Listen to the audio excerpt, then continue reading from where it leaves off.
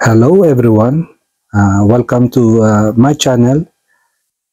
Ang ating pag-uusapan ngayon is regarding sa schematic diagram. No? Bali, ituturo ko sa inyo kung paano magbasa nito at mag-analyze upang makatulong ito sa ating pagre-repair. No? So, at ito nga, meron tayong mga na-kolekta or naipon na schematic, no? Diagram ng mga TV. Simula na ako ay maging technician. No? So, tinabi ko ito para in the future or maka-encounter ng problem is may mababalikan tayo. No? So, as you can see, medyo ano na siya, iba na yung kulay ng papel, then medyo punit-punit na. But at least usable pa and maaari pa natin itong magamit. No? So, may kamahalan din kasi ang pagbili nito. No? Back in the days, sa mga nakakaalala kung saan nakakabili ito sa Raon is yung New Orient diagram. No? Na dahil ngayon ang technology ngayon is more on LED TV na, hindi ko alam kung meron na silang mga diagram ng mga LED TV. No? Matagal-tagal na rin kasi ako hindi nakapunta sa Raon. Okay? So, ang gagawin natin sa topic na to, sa content na ito, is ipapakita ko sa inyo yung mga paano siya basahin. Ano? Then, ano ba yung mga connection o not connected or connected, then yung mga label ng component na ginagamit, ano? Para makilala natin kung anong klaseng unit yan, no? So, what I'm trying to say here is like for transistor, ang ginagamit na label dyan pagdating sa schematic is Q. Okay? So, it's not about transistor lamang kasi ang katulad ng mga MOSFET, Q pa rin ang ginagamit. Okay? So, kung resistor, letter R, induction or coil is letter L, no? So, then may number nung kung pang ilang pyesa siya. So, ituturo ko sa inyo, then, ito, paalala ko lang, ito, yung vlog na to is para sa mga beginners, no? Yung mga baguhan pala nag-aaral, ano? Sa pagre-repair. Yung mga kasama ko dito na professional, yung matatagal na, is alam na itong aking sasabihin, no? So, itong sample natin is sa TV. Okay? Kasi madalas naman na diagram nung kapag bangon ng pagre-repair, tatakbo na tayo sa diagram. So, as you can see, ito yung power supply niya. Okay? So, TV yan, sa TV. Okay? So, nandyan. Okay? Ito yung pinaka-primary section niya. Okay? Then, yung filter niya, line filter, may makikita kayong mga coil, transformer. Then, makikita nyo na may mga marking na siya, no? Kasi hina-highlights ko siya para madali kong pag next time kong gagamitin, alam ko na yung mga i-check. Okay? So, napakarami ng pyesa ng bawat appliances na bawat TV, no? So, kaya importante rin natin malaman kung paano natin ito basahin at mapapadali ang ating pagre-repair kapag meron tayong schematic diagram. So, doon tayo gagamit ng signal flow or pag-i-analyze natin yung takbo ng signal. Okay? So, without schematic diagram, kapag baguhan ka is napaka-imposibleng ma-trace kasi maraming pinupunta ng bawat rail o yung mga line. Okay? So, importante nating malaman ang pagbabasa ng schematic diagram. And then, sa mga baguhan na nag-aaral din, kapag kukuha kayo ng TESDA, NC1 or NC2, is dadaan kayo sa pagbabasa ng schematic diagram. Okay? Back in the day, naalala ko is ang AM and FM radio, ginamit namin yung mga diagram. Then, kumuha ako ng consumer electronics sa NC2 yata yun, is may mga diagram din sila ron. Tapos may mga silang TV ron na ipaparepair sa iyo. Then, may diagram kang titingnan. Okay? So, sasabihin sa iyo nung nag-a-assess yan, okay, turo mo kung anong pyesa yan, gano'n. Okay? So, kung minsan, ang mga diagram is hindi pare-pareho ang pagkakasulat, ano? So, meron talagang makikita mo yung pagka-drawing niya is talagang napaka-detailed. So, minsan kasi parang ano na siya, shortcut na yung pagka-drawing niya, no? Tulad na lamang nito, may 9 volt supply, no? Nakadrawing na lang yung arrow, but ibig sabihin yan, galing yan sa 9 volts rail. Kaya hindi na drawing ng gusto, hindi na ginuhit.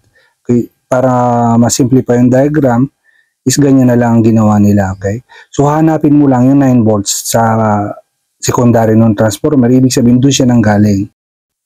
Or, iyon yung kanyang pinanggagalingan ng supply. Some diagrams, hindi sila sumusunod talaga sa yung mga symbol, no?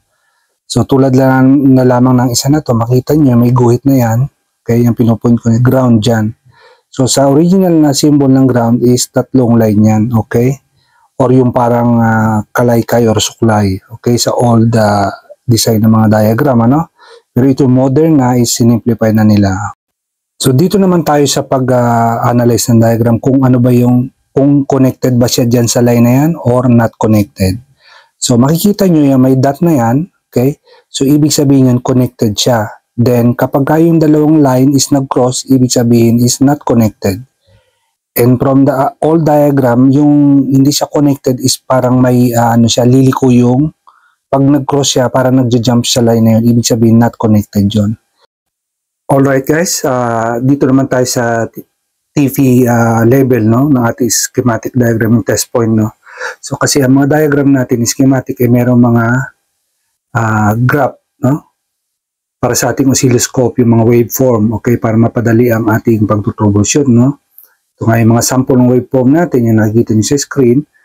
Then, ito naman yung mga commonly waveform ng ating CRT-TV. Okay? Yan yung mga lumalabas sa mga test point niya, no? Another features ng ating schematic diagram is yung warning sign natin, no? So, sa mga critical value at sa ating safety na rin, bilang manggagawa na o mga technician, ano? So, nilagay yan dyan para sa safety, okay? Safety natin, safety ng component, okay? So, katulad na lang nito, sa primary, ang meron tayong tinatawag na hot and cold section. Okay, sa hot is live yan. Makikita yan sa primary side, and the secondary is yung cold. Wag na wag nung hawakan yung grounding ng primary kasi yan ay equivalent as one line ng ating supply, no? Then sa secondary naman, okay lang hawakan yan. Ito naman yung critical component natin, no, sa horizontal ng TV. Wag na wag kayo magpapalit ng ibang value, no? And again, be careful sa area na to, no, sa may ating primary, okay? Ma-electric shock tayo dyan. So let's proceed sa ating labels, no, ng ating mga components sa ating schematic, no. Ano-ano ba yung mga label na yan, ano? Okay? So sa mga IC is nakalagay yan, IC mismo yan, tulad yung nakikita nyo. Then itong regulator considered as IC kasi integrated circuit type na siya, no. So ito yung mga section na gumagamit ng IC, no, ng ating TV yung nasa list. Then we have passive and active component, no. Ano ba yan? Mga resistor, capacitor, yung mga passive, no, diode. So yan yung ating mga makikita nyo sa diagram, no? So, ang R ginamit natin as resistor, no? Label ng resistor, then C for capacitor. Okay? Sa non-polar or mapa-polarize pa siya. Okay, C siya, no? So, then sa diagram na to gumamit siya ng ibang klaseng symbol ng electrolytic capacitor, no? Gaya ng sabi ko, nag-iiba kasi depende siya nagdi-design. So, ang ating fuse is gumagamit siya ng F. Okay? So, ayan, nakikita nyo naman, ano, F ang ginamit niyang label. Kaya nga po nang sabi ko, critical area po yung may fuse na, kung saan naka-install yung fuse, okay? Line 1, line 2 po ang dumadaloy dyan. Sa area na yan, huwag nyo hawakan yan. So, D, used by diode, no? Okay? So, ayan, D. And another type of diode is yung ating Zener diode, yung regulator, no? Sa diagram na to is D rin ang nilabel niya, but most of the time is say, said, D or zebra delta ang label niya, no? So, katulad nito, is diagram na ito is updated D lang yung ano niya. Pero sa mga lumang mga diagram, CD siya, CD401, CD402. Basta may letter C o zebra, okay? So, Zener diode po yan. So, magre-rely lang kayo sa symbol, no? Para makilala nyo kung anong uring diode. Katulad ito, rectifier po yan. So, let's proceed with this one. No? Ito yung ating coil or inductor. L po ang ginagamit na level dyan. Okay? Katulad yung nakikita nyo. No? So, sa mga coil inductance is L lang po. So, another component in our schematic is the transformer. No? So, T is used for the level. No? T801. Okay? T401 for example. No? Then, dito tayo sa active component naman, yung mga transistor, diode, ICs. No? For transistor, we use Q. For example, this one is Q801, this Q411. So, Q ang ating ginagamit sa ating mga transistor. Okay, mapa field effect transistor. Okay, yung mga PET, MOSFET. Okay, so ICs, ayan naman yun, ano na natin. So, IC yung kanilang level, no? So, then there are some component in our circuit board that I will tell you the label. Dagdag natin itong crystal oscillator, no? So X ang kanyang level sa ating schematic, no? So meron tayong tatlong klase niyan, ayan nasa screen. Then meron tayong relays where RY or K ang ginagamit na label sa schematic, no? Then additional tip din, meron tayong fusible resistor at saka yung isa niya yung half moon type. And ito yung ating thermistor. Then meron tayong tinatawag na posistor, ano? Ito yung ating sa degaussing coil na nakabit, okay? Yung nagdidimag-dice sa ating CRT tube, ano? So posistor po ang tawag diyan. So ito naman is yung ating variable resistor, no? Sa modern diagram niya, ganyan ang ginamit niya, but dun sa ating standard is ganito dapat ang kanyang diagram. So yung nasa gitna yan yung pinaka-pita niya, kumbaga yan yung nag-a-adjust, no? Ito yung pyesa na kung tawagin natin is trimmer. Okay, trimmer ng karamihan, no? Yung ginagamit sa pagbias, no? So at ito naman yung ating shunt regulator, no? TL431 yan yung madalas ginagamit sa ano natin, no? Sa power supply sa output yan para mag-switch yung ating regulator. Okay? So bali yan yung magko-control, magsisend ng signal doon sa ating optocoupler na mag-switch para mag-switch yung ating switching regulator, no? Kalimitan po yan nasa SMPS power supply. Tatlong paa niya na mukhang half moon transistor. Okay? Of course, ang pinaka-importanting element natin yung ating power plug at itong ating switch, no? Main switch. Okay? So meron din tayong tact switch and LED indicator sa ating mga unit, ano? So tact switch yan yung ating sa control, okay? User control, no? Then, andyan din yung ating infrared para sa ating remote control. At siyempre, wag natin kalimutan itong ating speaker, no? So, ito naman yung ating 33 volts regulator para sa supply ito ng tuner, no? So, yan may half moon type, dalawa lang yung pin, okay? So, regulator din po yan, 33 volts. And ito naman yung ating tuner, no? Gumagamit ng 75 ohms aerial antenna input.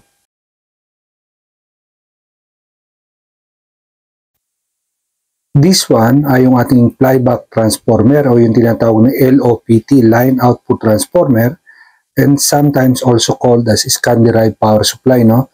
Kasi yan yung parang may yan yung may mga output na 180, 5 volts, 24, yan nagsusupply sa ating mga iba't ibang section ng TV, vertical section, sound section. At ito naman ang ating input and output jack. So at ito yung ating mga dagdag kaalaman dito regarding sa ating schematic ng ating cathode ray tube television or yung CRT TV natin, ano? So hopefully naway may napulot kayong kundi kaalaman dito sa aking munting vlog, and ito ay ginawa ko para sa mga beginners, no? Yung ating mga kasamahan kasi ay mga professional, alam na pagbasa niyan, ano? Then itong ating presentation diagram na to, hindi naman laging ganito ang ating makikita, no? Sa pagkakadrawing kasi minsan iba-iba ang drawing nila, no? So ito, para lang mabigyan kayo ng idea kung paano natin ito babasahin and paano natin kikilalanin yung mga bawat pyesa at bawat component na nakasulat yan sa ating diagram o yung schematic diagram na tinatawag. Okay? So thank you very much for watching, and thank you for your support, and God bless you all.